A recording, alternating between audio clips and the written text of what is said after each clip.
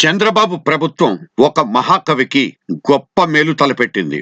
వట్టి మాటలతో గజమాల నల్లి ఒక అభ్యుదయ సాహిత్య సృష్టికర్త మెడలో వేసి తనకు తానే చప్పట్లు కొట్టుకుంటుంది.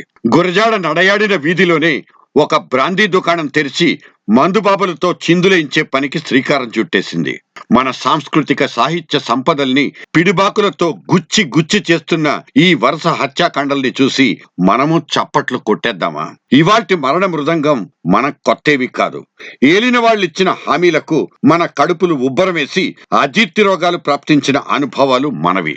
ఏడాదికోసారి ఆ మహా తపస్వికి జయంతులు వర్ధంతుల పేర్లతో వరుస వాగ్దానాలకు వాటి భంగాలకు పాల్పడే మన నాయకులు ఇక ఫైళ్లలో కొర్రీలు పెట్టి నిద్రలోకి జోగే మన అధికార గణాలకు విజయనగరం వీధుల్లో ఏం జరుగుతోందో ఎలా తెలుస్తుంది?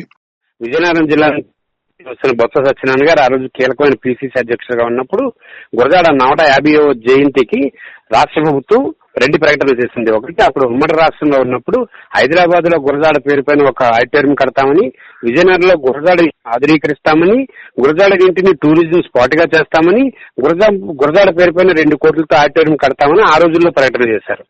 ఆ ప్రకటనలు ఈ రోజుకొచ్చి పూర్తి కాలేదు. కాంగ్రెస్ పార్టీ గతించిపోయింది. తర్వాత తెలుగుదేశం పార్టీ అధికారంలోకి వచ్చిన తర్వాత 4 సంవత్సరాల్లో ప్రతి సంవత్సరం గురజాడ జయంతి వర్ధంతులకి ఇన్ఛార్జ్ మంత్రి గంటా శ్రీనివాసరావు రావటం, లేకపోతే ఇతర మంత్రులు ప్రకటనలు చేయటం.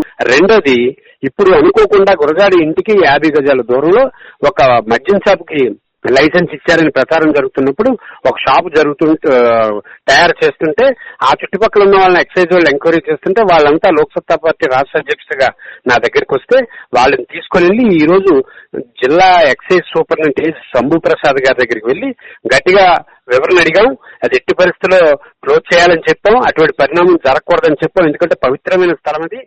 ఒక మహాకవి కుటుంబం అష్ట కష్టాల పాలై మౌనంగా రోధిస్తుంటే, ఆయన అమూల్య అక్షర సంపద గాలి వానలకు తడిచి ముద్దైపోతుంటే నడుం బిగించి కాపాడుకోవాల్సిన చేతులు చేతలుడిగి చూస్తున్నాయి.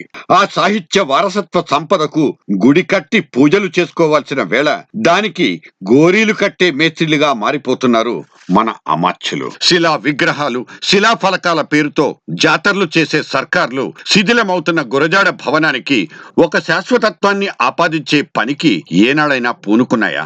ఆ మధ్య ఒక వార్త చూసి గుండె ఛిద్రమైంది. గురజాడ మునిమనవరాలి చదువుకు ఫీజు కట్టలేని దౌర్భాగ్యపు పరిస్థితి వారి వారసత్వానిది. ఎవ్వరూ ఏమీ చెయ్యలేకపోతే చేతులెత్తేస్తే చివరికి ఆ కాలేజీ యాజమాన్యమే ఆ ఖర్చును భుజం మీద వేసుకుందని, ఆ కళాశాల ఔదార్యానికి చేతులెత్తి నమస్కరించుకున్న మన ప్రభుత్వాల చేతగాని తనాలకు కడుపులు మండకుండా ఎలా ఉంటాయి? ఎవరు స్పందించినా స్పందించకపోయినా గురజాడ కుటుంబీకులుగా మేము చాలా బాధపడుతూ అనేక రిప్రజెంటేషన్లు, అనేక అభ్యర్థనలు ప్రభుత్వం దగ్గరికి వెళ్లి ఇవ్వడం, ఆ గృహాన్ని సంరక్షించండి, ఆయన రచనను భద్రపరచండి, ఆయన మ్యాన్స్క్రిప్ట్స్ ఏవైతే ఉన్నాయో ఆయన చేతి వ్రాతలన్నీ తీసుకొచ్చి ఇక్కడ ప్రజలకు అందుబాటులో చూసే విధంగా పెట్టండి, ఆయన రచనను సంకలనం చేసి సమగ్రంగా తయారు చేయండి, ఎన్నో రకాలుగా మేము చేస్తున్నప్పటికీ కూడా ఎటువంటి స్పందన సరిగా రావట్లేదు సార్. తేటతెల్లం అయింది. ఆయన రచనలు చేశారు, సంఘ సంస్కృతి అనే విషయం ఇప్పుడు కొంత అవేర్నెస్ వచ్చింది.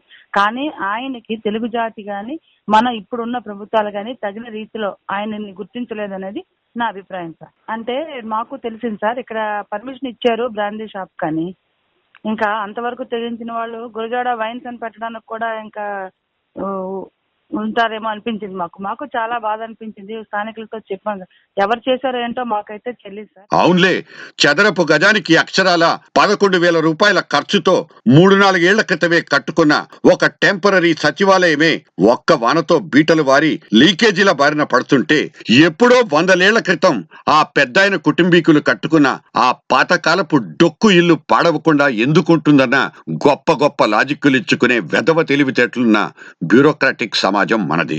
ఇంకెందుకు, స్మారక భవనం వీధిలో ఇప్పుడు విస్కీ బ్రాందీలతో అపస్మారక విన్యాసాలకు తెగబడుతున్న ఈ ప్రభుత్వ నిర్వాకాలకు వీర తిలకాలు దిద్దుదామా, లేక నరికి పోగులు పెట్టి ఉప్పు పాతరేద్దామా? ఆలోచించుకోవాల్సింది మనందరం.